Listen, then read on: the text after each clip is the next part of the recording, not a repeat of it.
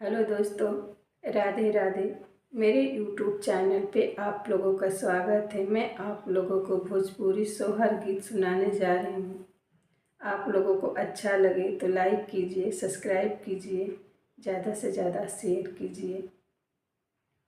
कली कली जुलूफी कावना बाबू ओठवा गुलाब चुए हो लले नानी हुरी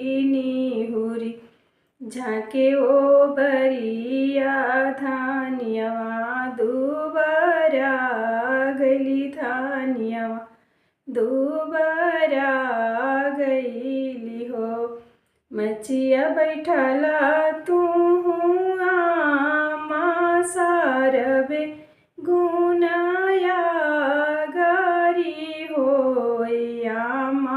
कवाना कवाना दुखा दिहालू धानियावा दुबारा गली धानियावा दुबारा गईली हो।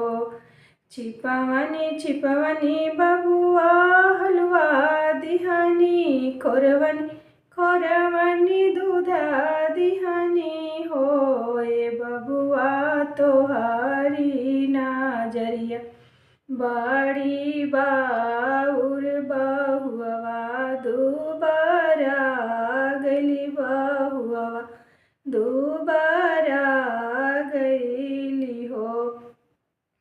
कली कली जुलूफी कामना बाबू ओठावा गुलाब चुए हो लले नानी हुरी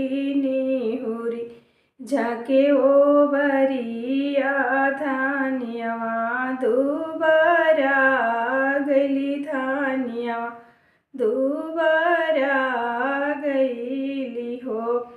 राम रसोइया तू भाभी सारबे गुनाया गारी हो भाभी कवाना कवाना दुखा दिहालू धानियावा दुबारा गली धानियावा दुबारा